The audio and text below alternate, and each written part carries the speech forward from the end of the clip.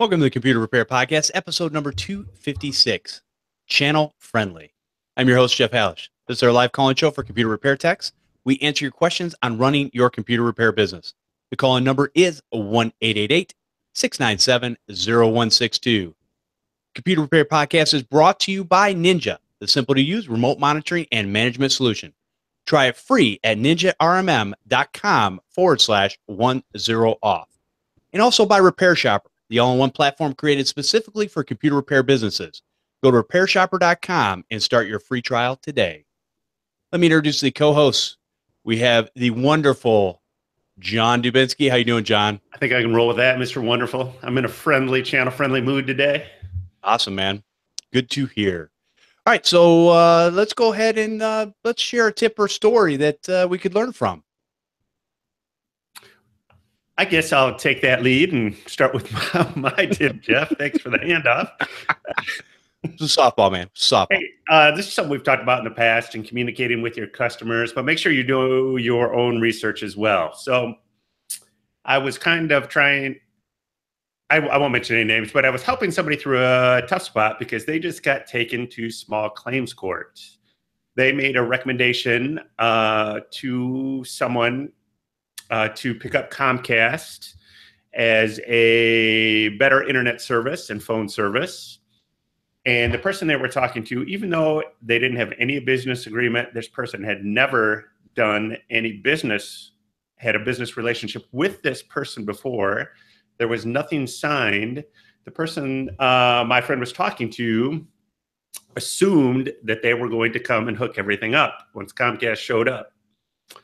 So obviously we got small claims court and I went there too. And the judge said, that's ridiculous in this particular case because there was no business relationship and all that sort of thing. But there was still a big waste of time, a lot of headache on his part, you know, and all that kind of stuff. So do your research. I'll put a link in the show notes. Comcast was the vendor in place here. So I'll have a link to the Comcast business installation expectations, what Comcast is expecting from you and the customer. So just keep that in mind. You want to be very clear with your customers to avoid any sort of, let's just call it an incident.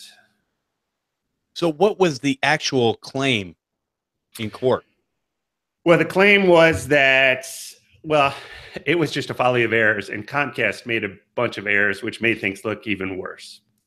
So if I had to tell the story in 100 words or less, the Comcast installation date changed about 4 times. Comcast showed up. The vendor, or the installer, was a young kid, had no experience, installed a cable modem, and then ported the numbers and left.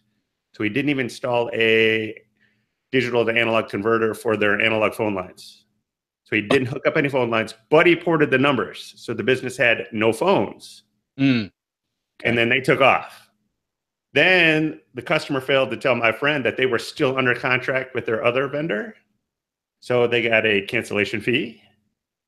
And they had to contact an IT vendor and have emergency support done. So it cost them like $800 to get everything fixed. And the cancellation fee was about $2,500. Oh. And they tried to put this back all on my buddy, who purely was just made a recommendation in passing. Wow, you know, that would just sour your. Now, apparently, were they friends at all, or just acquaintances? The referral was through a husband to a wife. Okay, and the wife is the one that got upset. You know, that's just what I would call quality stupid on the business's part. Well, you know, and the funny thing is, you know, she signed all the contracts. In the contracts, it had a lot of the things that she was complaining about, you know, already there in writing that she was going to need to do. You know, in the correspondence back and forth, the first correspondence to my buddy was, we're out of contract. So, you know. What are you expecting? You know, and I guess you fall back on anybody can sue you for everything, anything. Sure. It doesn't matter, even though this is totally ridiculous. Granted, it was only small claims court, but even if there was paperwork, you could still get sued. So it almost seems to me like I can't imagine that somebody would be that irritated, but were they maybe going on a fishing expedition? Do you see if they could get some money just to cover some of their costs? I think the vendor that quote unquote came to the rescue filled her mind with a bunch of ideas that weren't quite true. Like, oh, this guy should have done this. This guy should have done this. And I don't know whether he was just trying to be malicious, trying to make himself look good, or really, at that point didn't understand the relationship that my friend and this lady had. Right. Yeah. Again, lack of information will get all of us in a lot of trouble. So you've got to have the full amount of information to be able to make informed choices. And what does that business do as far as what's their field of expertise? Well, they do exactly what they do for large Fortune 500 companies, what he did for her. So meaning normally he will research and provide solutions, carrier solutions for like GM, Steelcase, United Airlines, Boeing. He works with those companies and with huge, trying to think of large companies that we wouldn't deal with, like Granite comes to mind. Granite is a huge company that is a huge aggregator for AT&T. So it might not be AT&T, the company delivering services to a company, but it actually might be A&T copper in the ground that Granite is doing so that Boeing can have this one bill for everything that comes to every location.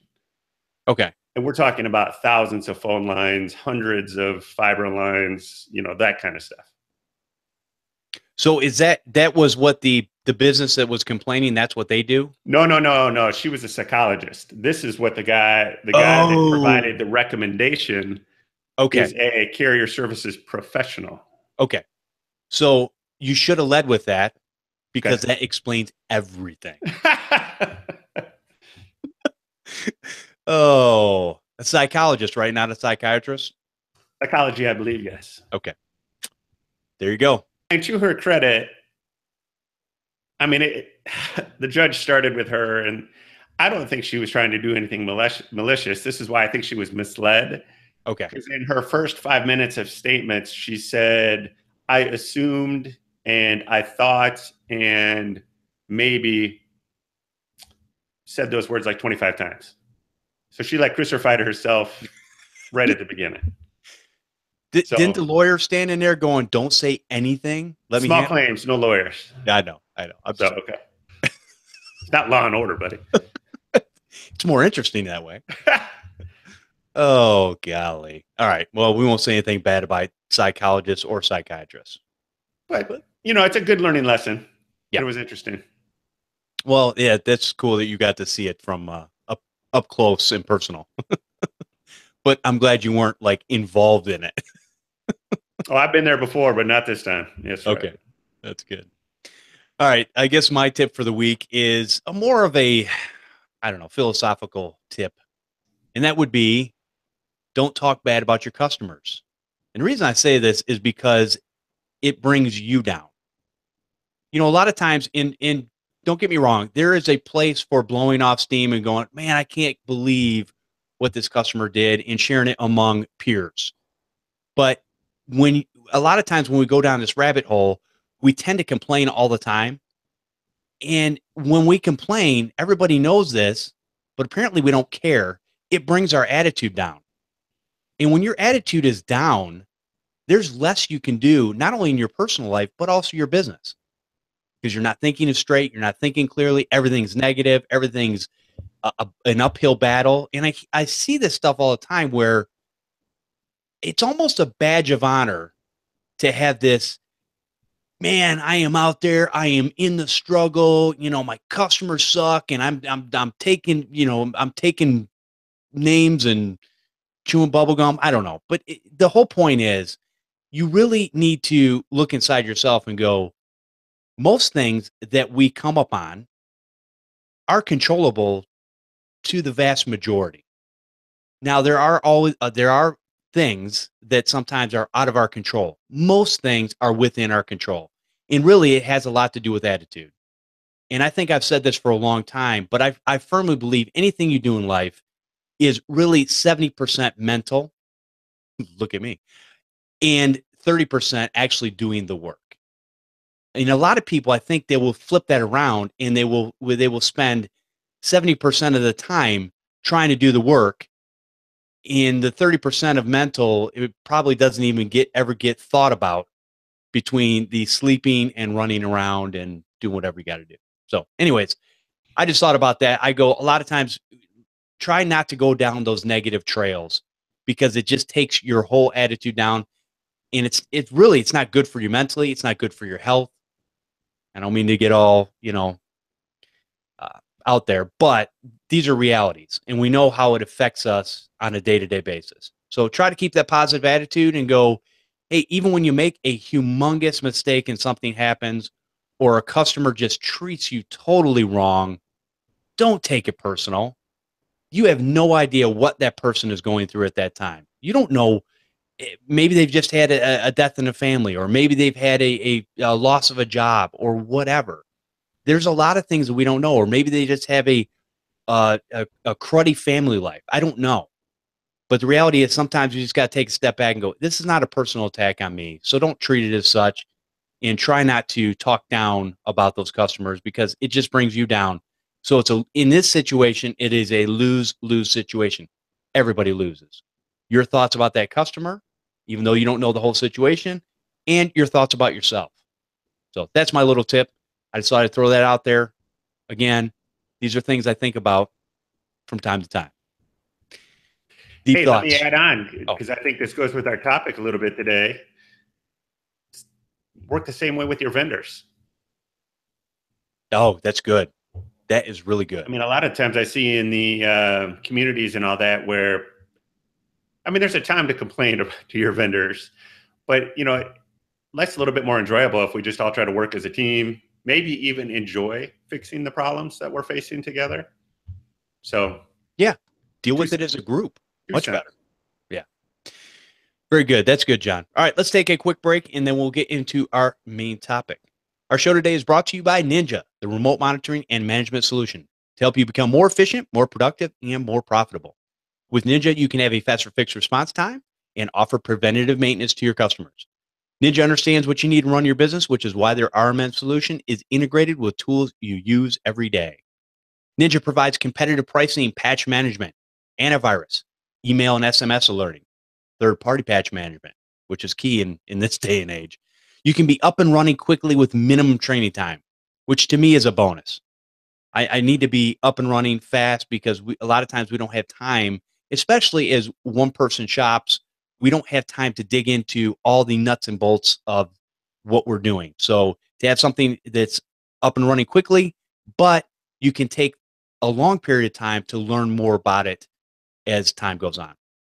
You have TeamViewer integration for that remote support. It's one solution for managed and non-managed clients alike. Network visibility inside the RMM.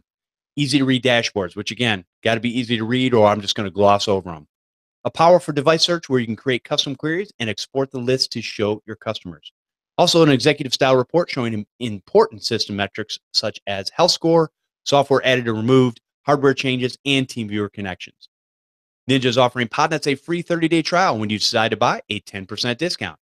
Take advantage of this offer. Go to ninjarmm.com/10off. Our main topic for today, topic, starts with a C, is what does channel friendly mean? John, why don't you give us a quick definition of what channel friendly means to you? I'd say it's a pretty open question because it probably has a lot of definitions depending on what type of business you are, residential or commercially focused, what platform you're doing, break fix, MSP, all that kind of good stuff. But I would say it really boils down to the kind of relationship that you have with the vendors that are providing the services you need to complete your tasks on a daily basis. All right. And I totally 100% agree with that. And what I will add to that is when I think of channel friendly, I think of products and services out there that are there to support me and take care of me, and I'm there to sell their product or service, but at the same time, they're not there to undercut me in any shape or form. So they're there for me. I'm there for them to to sell their product or service to my customer base. So again, this is what I would call a win-win situation. And I think that's very important. Now, we don't always have that though, do we, John? Stealing my topics or my thoughts on channel relationships. That is true. We do not. Hey, great minds think alike. We could probably be married, actually. What state? Not in our state. Oh, so anyways, I think that if you look at, there's a lot of vendors out there that they understand the point of being channel friendly. They just want their product or service into our hands so that we can get it into our customers' hands, and the customer is taken care of with whatever product or service we're providing. Now, there's many different ones out there. Then there's some that come along that, in my opinion, kind of straddle the fence. And they'll be on their side, and then they want us to be a reseller for them on our side. But it seems like, especially on subscription-based services year to year, a lot of these companies will come in and they basically will go ahead and try to sell that customer at the end of that subscription, and because all they're concerned about, to me, is the bottom line. So they come in and they try to take that customer from you, and maybe it's not malicious. Maybe they're thinking, hey, that if that customer goes away, or that person who is not providing their services anymore, all of a sudden they're going to take that opportunity to continue to sell their product. In my opinion, that is the wrong way to think about it. And it is very short-sighted on a lot of companies' parts. So I look at things as channel friendly, of being solely to the IT consultant, business owner, that's able to take their product and service and move it to the end user, the customer, the client. And those are the important things to me. Well, I got a little list here. I think you've hit upon some of them, but let me start at the top.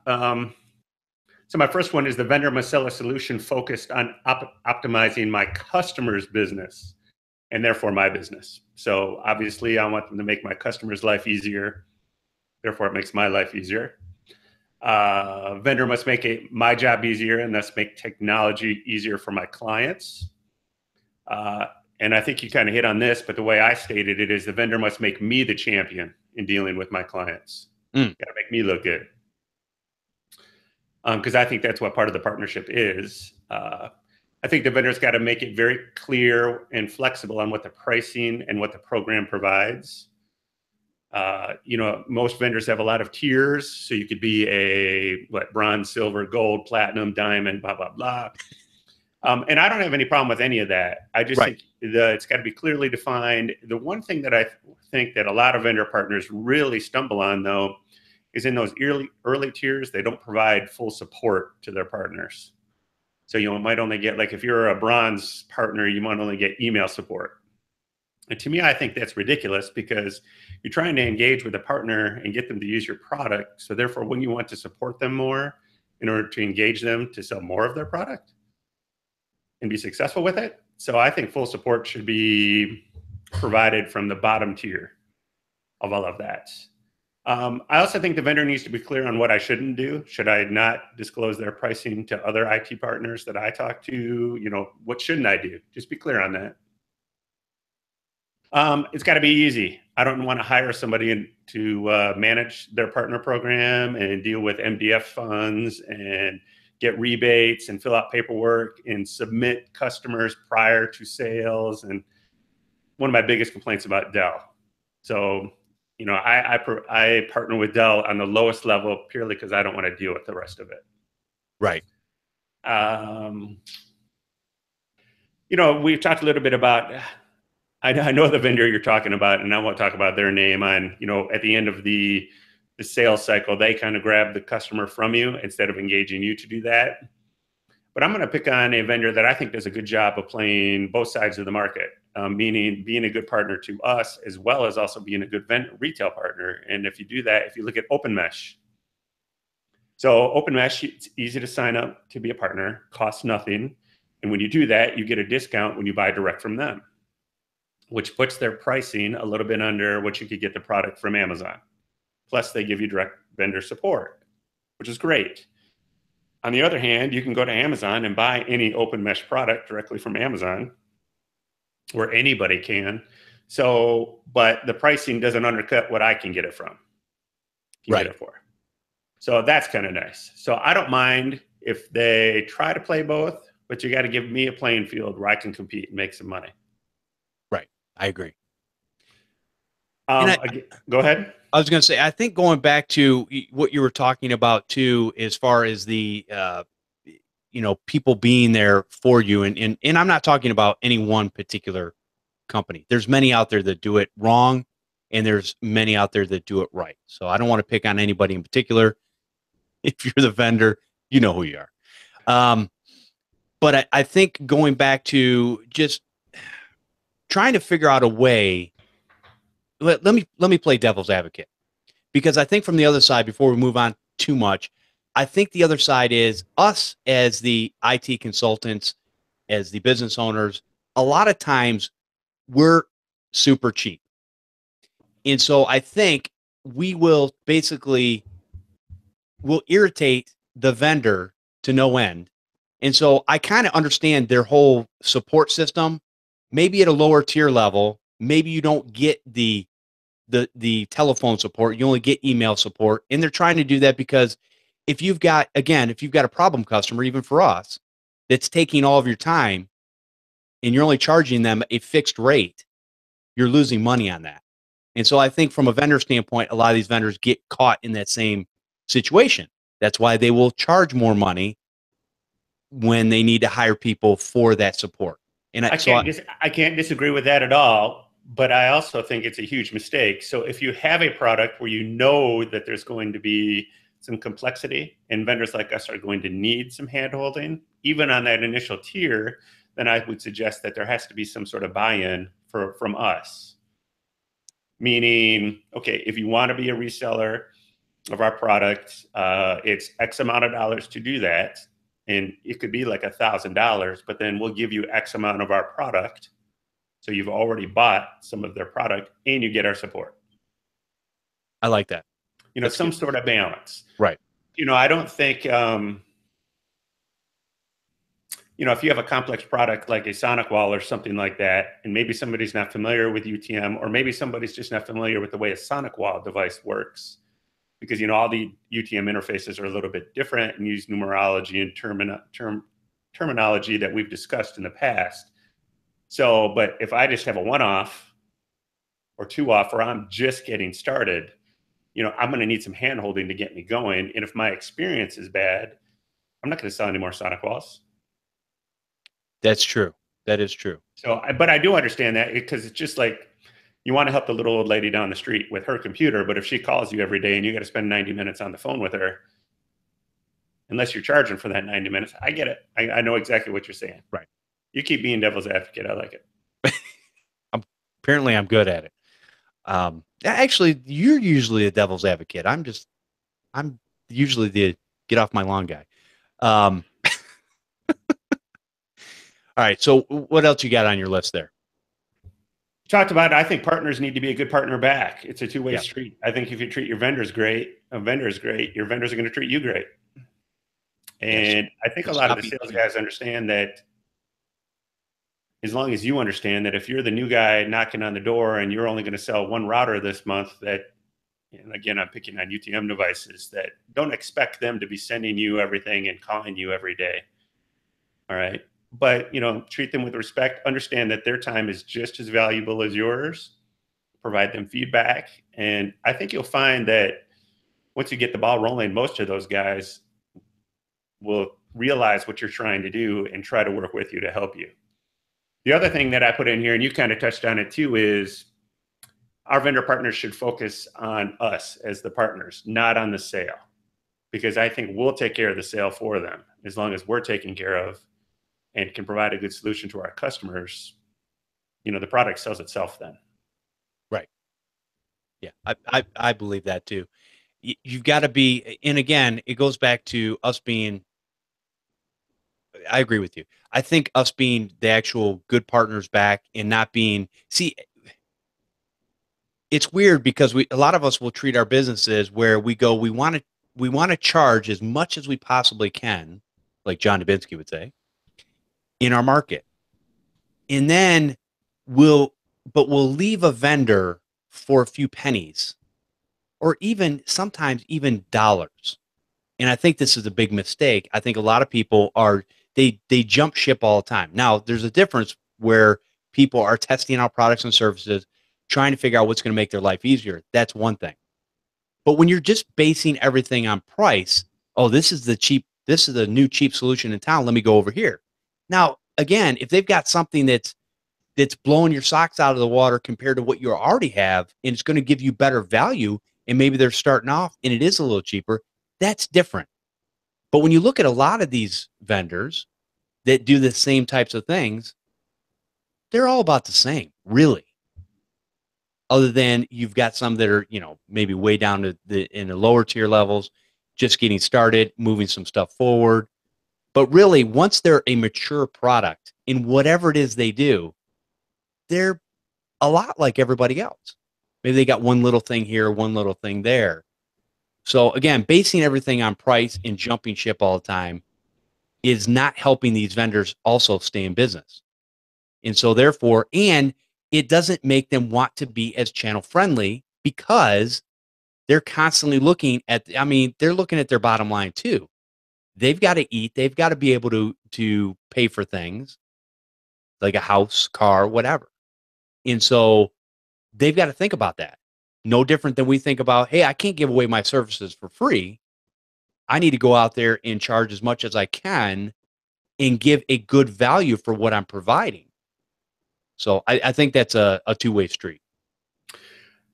Yeah, keep in mind that when you call your vendor, if you got a contact at your vendor and you're talking to them, that they're probably having just as crappy a day as you are, meaning that they probably get treated crappy by all their vendor partners, that nobody's calling them to say, hey, great job.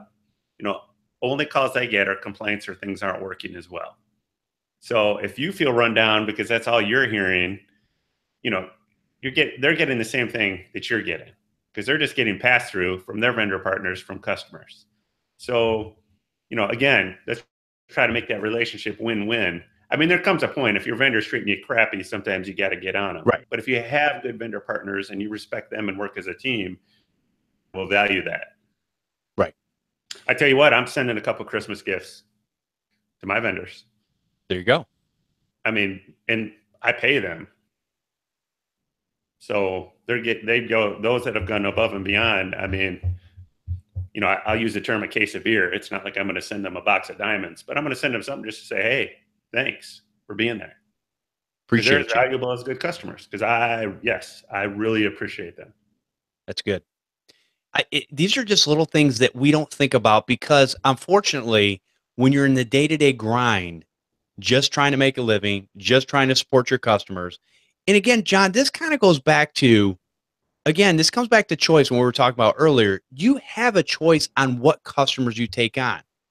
So if your customer base is based on a bunch of people that take advantage of you and beat you up all the time, and you're putting up with it, you're the problem.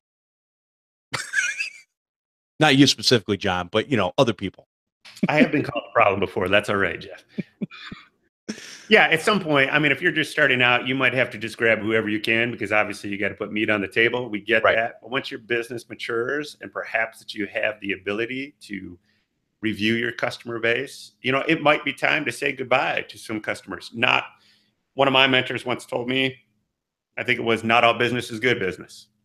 That's right. And it might be because you're losing money on it. It might just because it might make your hair fall out, one of those things. Exactly. I've had a few of those. So, and it's not easy. I think we're trying to just gloss over that. It's not easy to let go of business, even if that business sometimes isn't good. It's not. You're exactly right.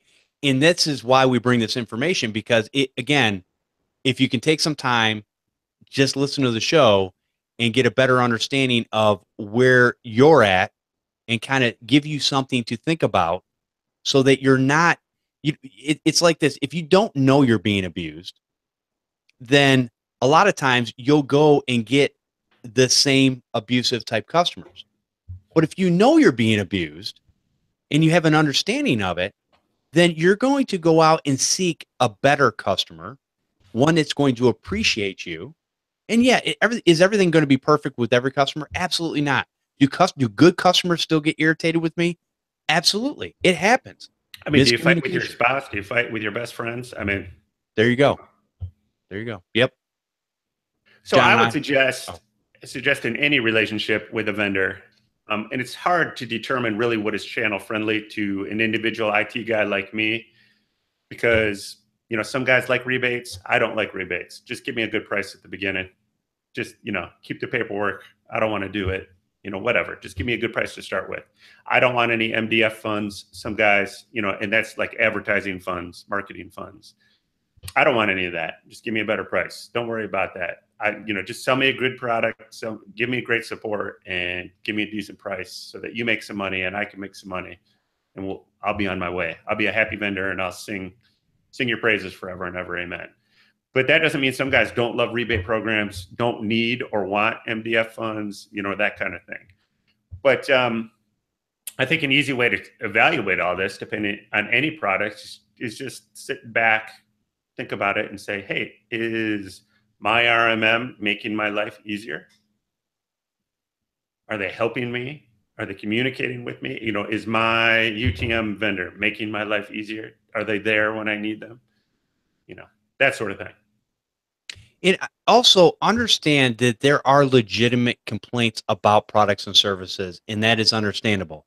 But I'm with John. A lot of the stuff I read in the Facebook groups, in the forums, on certain vendors, I hear a lot of people complaining, and because maybe their one little issue, which is a lot of times not really as huge as most people think, it's an irritation for them. So they're beating up on the vendor in a public forum, and that doesn't look good, not only for the jerk that's beating them up, but also it doesn't look good for the vendor. And a lot of times you get this back and forth. So what's a vendor supposed to do? In a lot of those forums, vendors they don't say a whole lot. They're like, well, yeah, and then other people will sing their praises. So you get both groups that are, some are good, some are bad. So I just encourage people to step back and get in another person's pair of shoes for a moment to understand maybe where they're at. And yeah, maybe there's something specific that you want to work in a certain way, and it's not. Here's the thing, and I'll go back to my military training. If they say take the hill and I can't go straight up the hill, I've got two choices. I either find a way around the hill or I lay down on my back and wet myself. Those are my two choices. That's it. That's all I got. So to me, guess what? I'm told to take the hill. I'm going to take the hill no matter what I got to do. Even if I can't go straight up that hill, I'm going to go around. I'm going to find a solution. I'm going to fix the problem. This is what we do in the business all the time. It's who we are. If you're not a problem solver and a problem fixer, I don't know what you're doing in here. I mean, the reality of it is things break, and that's why we have a job, right? Absolutely. I mean, not the primary reason. We're also solution providers, to provide a solution, but we fix issues. So the people that provide us solutions are also going to have issues with what they provide us. So, and I'm pretty sure, I've been doing this long enough. I think I have broken one or two things in my day that were my fault. So one or two, come on. I mean, isn't the last big nationwide Comcast outage is because a configuration issue? There you go. So if they're doing it, everybody's doing it. Not that Comcast is the shining example of, never mind. Yeah, really. Talk about channel friendly. They're still overcharging me every month, but whatever. So really, again, I go back, my synopsis, what makes a company channel friendly is making my job easier. Yeah, I like that. Having a solution that makes your job easier and makes sense to be in a partnership. And again, like John has said, a partnership. And you know, I don't know everybody's. Save me 1 hour per week. I give you money. There you go. Yay. Yep. Win-win. High Win-win. five. All right. All right, John. Anything else we can talk about as far as channel friendly? I think we've. I don't want to beat up on anybody in particular, other than who we've already beat up, kind of. Well, it'd be pretty cool. Maybe everybody could email us with, you know, who their favorites are. I mean, again, we don't want to. Or be really cool to read some emails of people that have had great experiences with a particular company. Absolutely. And this would be the forum to be able to talk about that and get that information out to other people that listen to the show. And yeah, because if somebody's had a great experience with Dell, HP, you know, whomever it is, you know, that might give somebody else some incentive to check that company out. Right. Or something like that. So. Because the one thing we don't have is 28 hours in a day. Only got 24. Confirmed. No matter how hard I try. Exactly. I wish I had a TARDIS, but I don't. And for the... Is that Doctor Who? Yeah, Doctor Who. Yeah, for some people get that, some people won't. But yeah, whatever.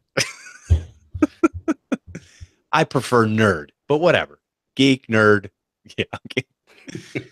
Watch the video for what I'm doing. Okay. Anyways, all right, John, let's go ahead and we'll move on into the next section. Let's take a quick break and we'll go on from there. Our show today is brought to you by Repair Shopper, and that is Repair Shopper with one P and no E. Just Repair Shopper, and it's SHOPR, because E's are evil. Anyways, the all-in-one platform created specifically for computer repair businesses. It was developed by Troy Anderson, who owned his own computer repair MSP business for 10 years, which prompted him to create Repair Shopper. He found himself using multiple tools day to day just to be able to run his business, and realized it was taking time away from doing what he loved most, serving his customers.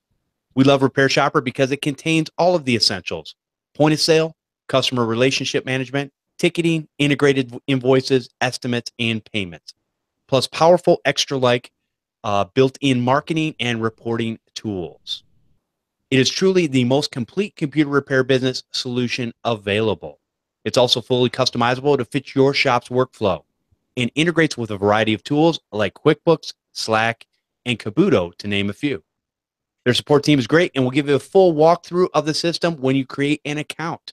Check them out at repairshopper.com, where you can sign up for a free trial. Again, a free trial doesn't cost you anything. Go check them out, see if it will work for you. All right, let's answer some emails and take some phone calls. Phone lines are open. The call-in number is 1-888-697-0162. And our first email, let's see, this is from Rick. Computer Repair Podcast Brothers. I got problems. Yeah, we all got problems. I do not know everything about Windows servers. A customer has a 2003 standard server with tsfactory.com terminal server recording program that records all sessions. He likes to watch hackers try to brute force in. Yeah, that sounds exciting.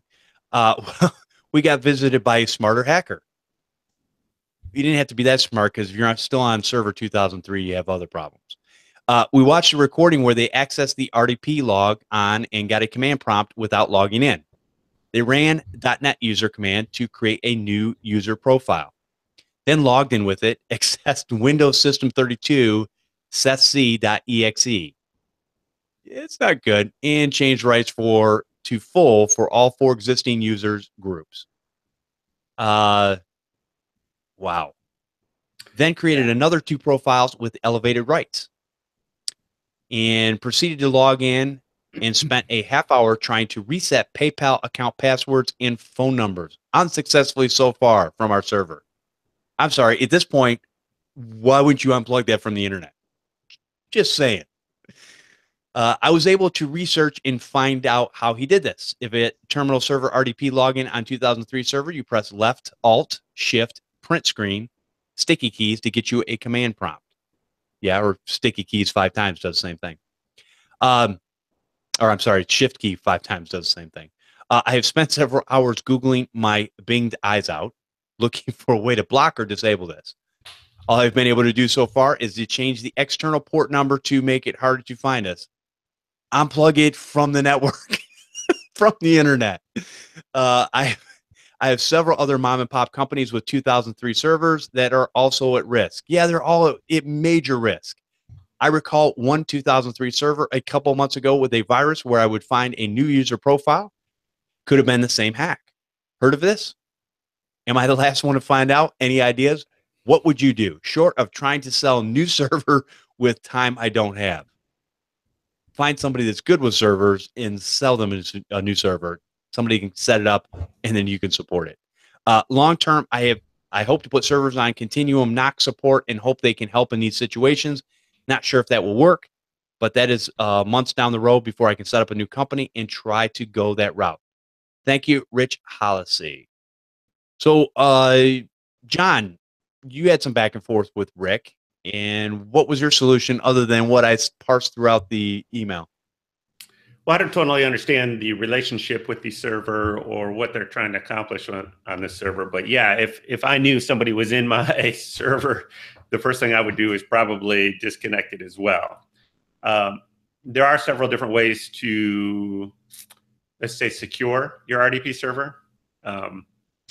There are no good ways to secure your server 2003, at least on this software side. So the preferred way to do that would be to tunnel to that server through a secure VPN.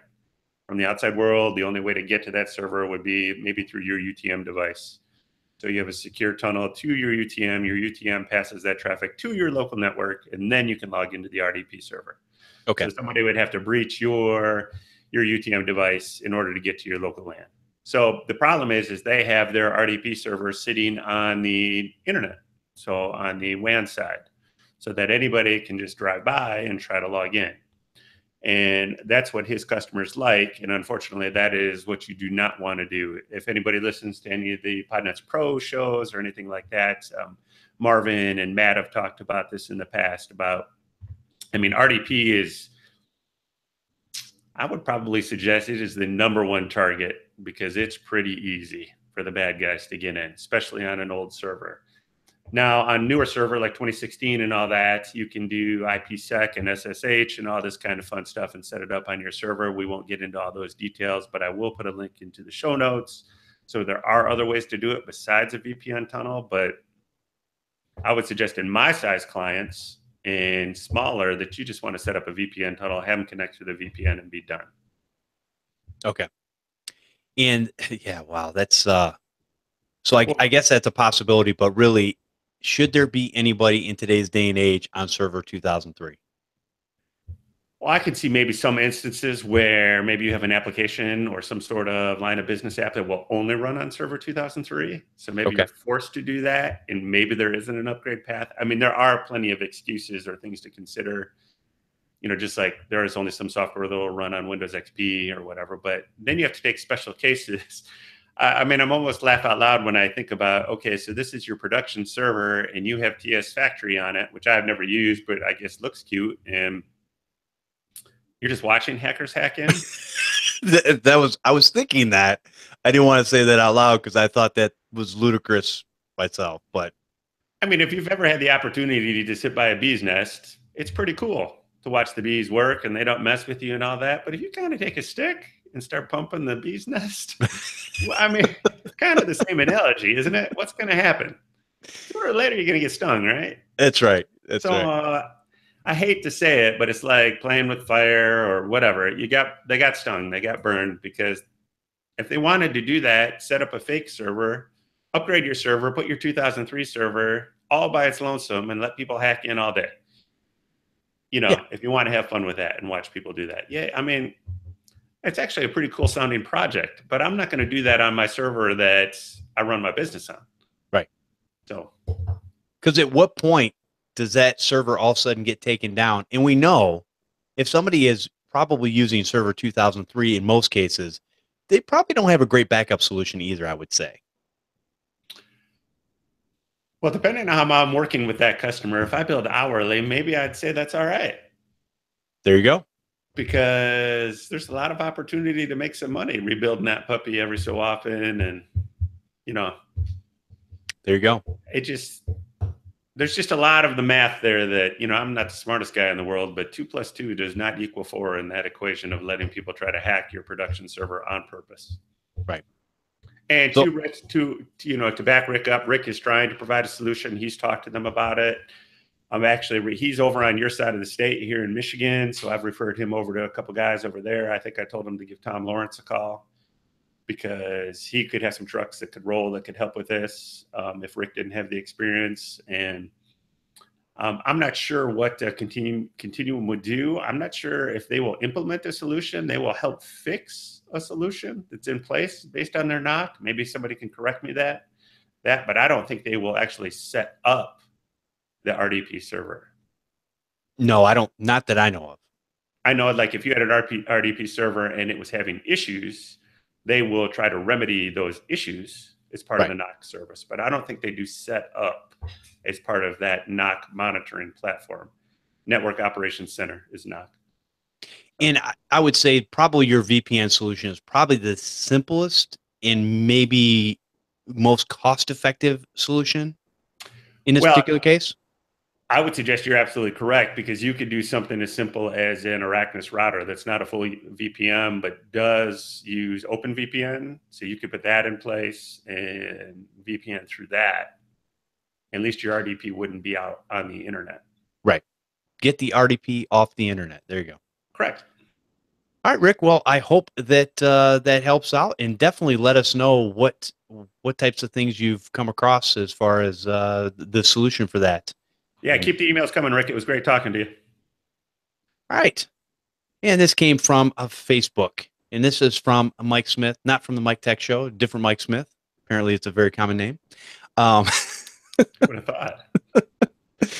On one of the computer repair shows, one of the guests mentioned having over 3,500 residential customers. Whew. I don't even remember that. I was curious what you guys recommend for advertising or how you guys grow your business with new customers. I own an IT business in East Texas. We have been in business for 13 years and started out working on businesses.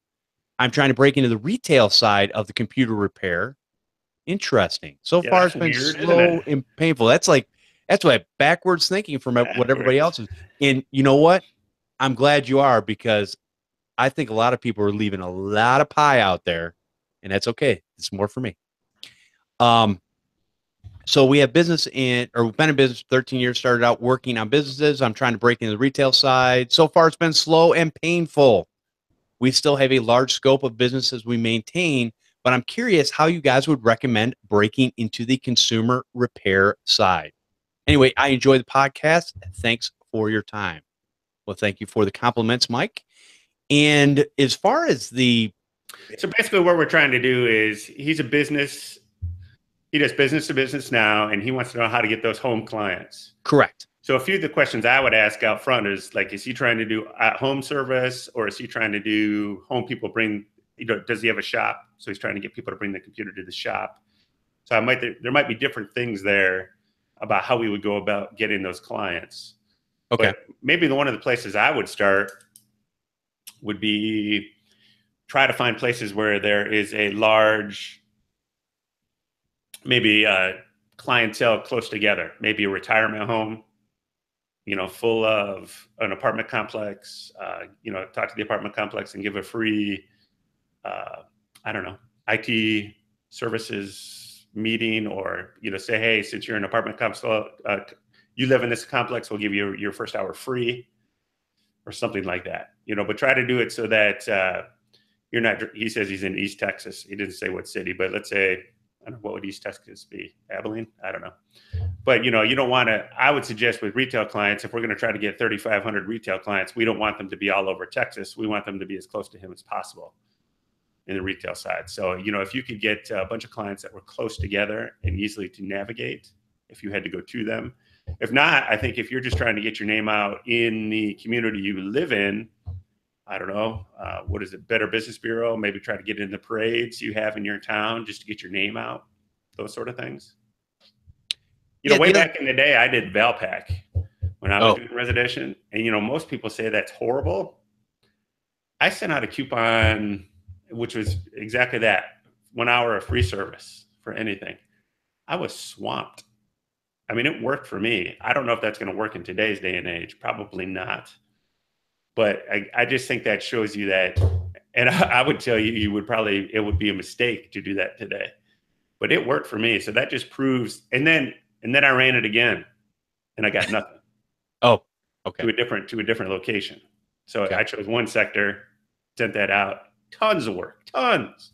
I mean, like 20%, which is unheard of Wow. returns. I mean, Right. I was busy for 2 months picking up new clients. Then I ran it again in a different section of town, got nothing. It's almost like I was wondering if they forgot to put my coupon in, you know, something like that. But I don't know if I have a solid answer. This is the same thing we've been trying to skin the cat forever. I think you have to try to find out what works in your area. And then also narrow the focus on what kind of residential client you want. Are you going to target the upper end client, meaning the rich neighborhood, or do you not care, or, you know, that sort of thing? I think I would Yeah, I was all probably, over there, wasn't I? yeah, you were. Okay. That's fine. So I think I would reverse engineer it no different than if you look at most businesses, I don't know that they start off, they might either start off as businesses because of people they know or just an industry that they were there at the beginning, or they start off on the residential side and because that's maybe a little bit easier, whatever.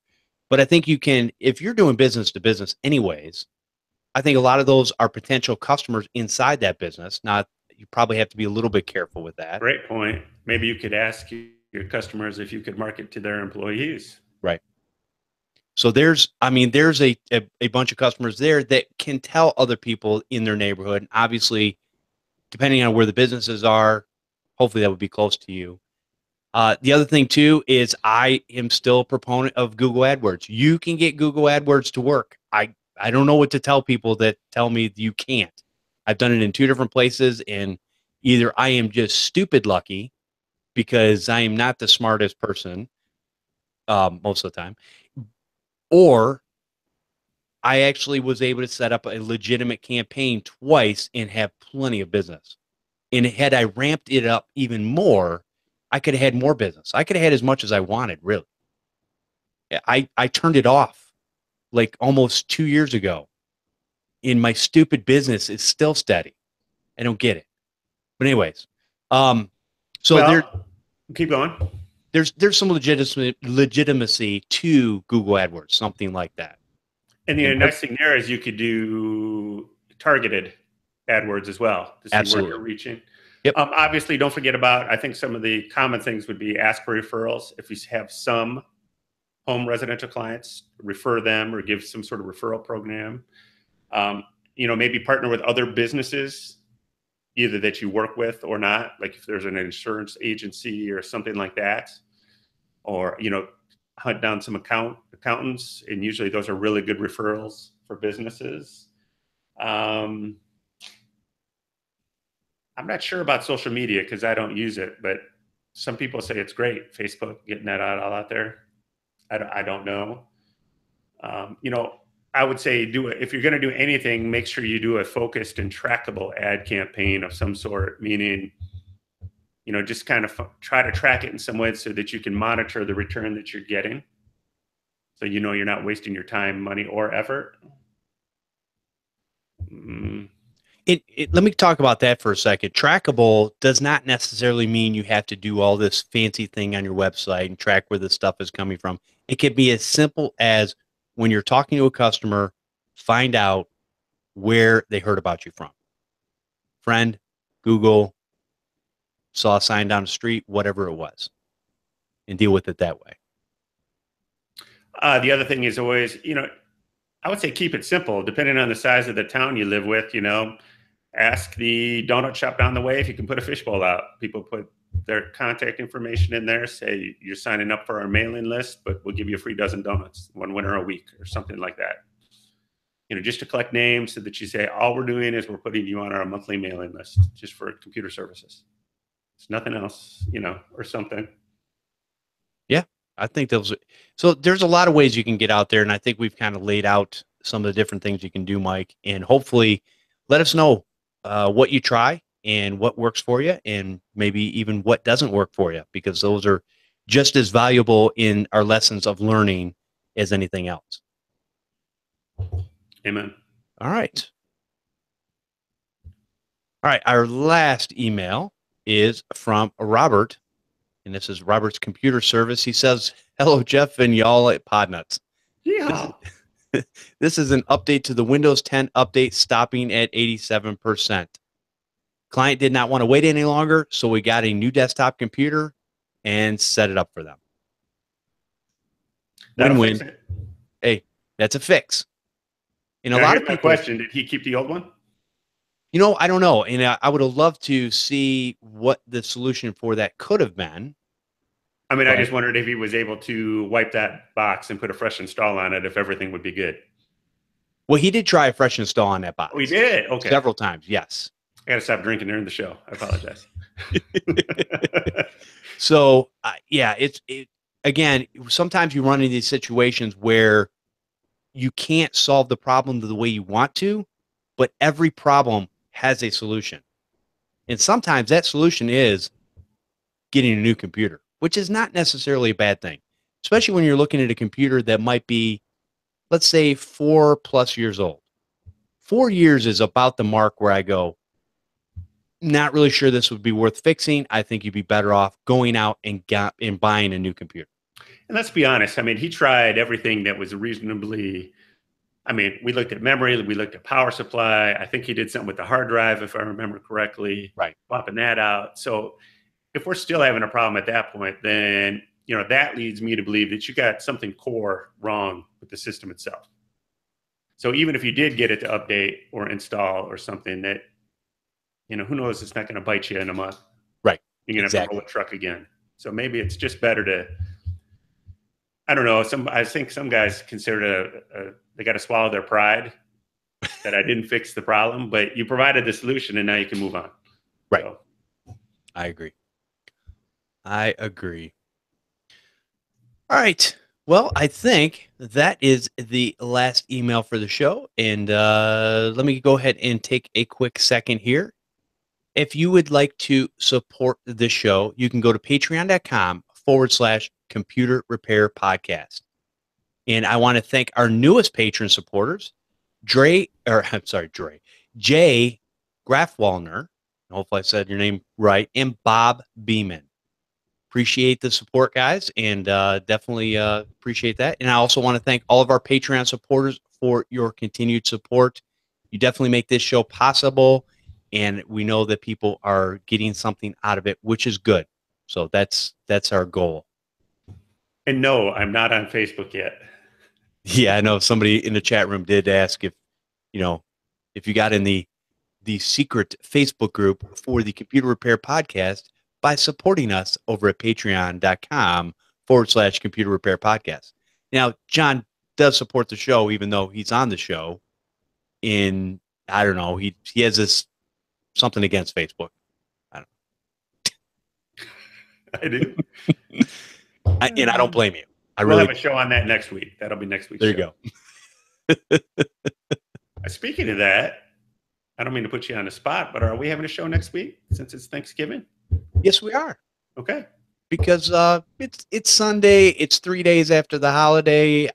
We're all. I'm in. Forget the family and friends. It's podcasting time. It's podcasting time. We're all fat and happy at that time, and I just, I might want to come out and talk tech, especially because I can't talk about it with my family because they look at me like a deer in headlights. Am I wrong? I can't argue with that at all. They don't care what we're saying. Yeah, I just saved this customer, a couple $1,000s. We just moved a server over from a on-premise server to a cloud-based server, and like, what? I don't care. But you know what? The shows on the Hallmark Channel, they're awesome right now. Oh my gosh! All right, John, let's get out of here. And if you've got a parting thought, give us a parting thought, or a to-do or something, and let people know where they can find you at. No, really quick, just happy Thanksgiving to everybody. I guess I'm one of my thankful things is thankful for everybody that joins us on the network and all the connections I've made. And I just wish everybody a really happy time with their family, friends, and business. Awesome. Where can people find you at? Mavengroup.net. All right. You can go there. You know where to find John. You know where to find us. Yeah, and I want to say I will second that. Happy Thanksgiving to everyone coming up here. So if you're in the United States, I understand that not everybody celebrates Thanksgiving. Good point. For those that are in the United States, we definitely wish you a happy and safe holiday. All right, come join us live for the Computer Repair Podcast every Sunday at 4 p.m. Eastern over at podnutz.com/Computer Repair Podcast Live. Join in on the conversation by calling in live and hanging out in the chat room. You can send an email to podnutz@podnutz.com, or you can leave a voicemail at 1-888-697-0162. We have audio available over at podnutz.com or subscribe using your favorite podcatcher. You can be notified when the show is live by subscribing to our YouTube channel, Computer Repair Podcast. I want to thank everyone for listening and subscribing to the show. See you next time on Podnutz, the Computer Repair Podcast.